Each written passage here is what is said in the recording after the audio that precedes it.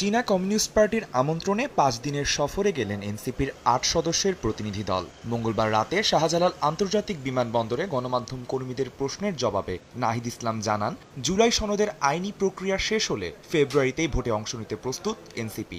জুলাই সনদ তার আইনি ভিত্তির মাধ্যমে আমরা একটি গণপরিষদ নির্বাচন ও আইনসভা নির্বাচন একই সাথে চাচ্ছি। ফেব্রুয়ারির মধ্যে এই কাজটি করা সম্পূর্ণ হয়, তাহলে ফেব্রুয়ারিতে নির্বাচনের জন্য আমরাও প্রস্তুত। কিন্তু জুলাই সনদের নিয়ে এখন পর্যন্ত আমরা কোনো উদ্যোগ কিন্তু দেখছি না। কমিউনিস্ট পার্টি অফ চায়না সিপিসির আমন্ত্রণে জাতীয় নাগরিক পার্টির ৮ সদস্যের একটি প্রতিনিধি দল ৫ দিনের জন্য সফরে চীনে যাচ্ছে। আমরা মনে করছি যে এই সফরের মধ্য দিয়ে চীনের জনগণের সাথে বাংলাদেশের জনগণের বন্ধুত্বপূর্ণ সম্পর্ক আরও জোরদার হবে।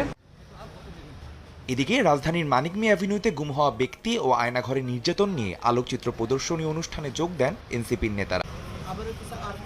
এ সময় এনসিপির দক্ষিণাঞ্চলের মুখ্য সংগঠক হাসনাত আবদুল্লাহ বলেন, নির্বাচনের তারিখ নিয়ে আপত্তি নেই জাতীয় নাগরিক পার্টির, তবে ফেব্রুয়ারির মধ্যেই সংস্কার বাস্তবায়ন ও বিচারের সুস্পষ্ট রূপরেখা দেখতে চায় দলটি।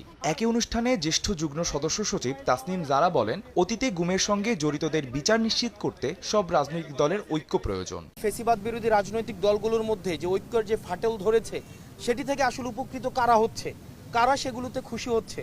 দেখেন, আওয়ামী লীগ ছাড়া কিন্তু সেটি থেকে কেউ বেনিফিটেড হচ্ছে না। নির্বাচন যদি হয়, সেটির আগে কিছু শর্ত রয়েছে।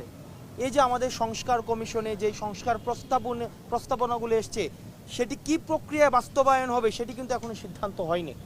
সেটির বাস্তবায়ন, সেটির লিগ্যাল ফ্রেমওয়ার্ক নিশ্চিত করে সেগুলো আজকে আমাকে নিশ্চিত করে দেন, আপনি প্রয়োজনে কালকে নির্বাচন করে দেন। সব রাজনৈতিক দল, সব পক্ষ, সব মতের এখানে একমত হওয়া উচিত যে রাষ্ট্রীয় বাহিনী রাষ্ট্রের নাগরিককে গুম করতে পারবে না। ওই বাংলাদেশে আমরা ফেরত যাব না। বর্তমান রাজনৈতিক মতানৈক্যের সুযোগ আওয়ামী লীগ নিচ্ছে বলেও ওই সময় মন্তব্য করেন এনসিপির শীর্ষ নেতারা। একেবারেই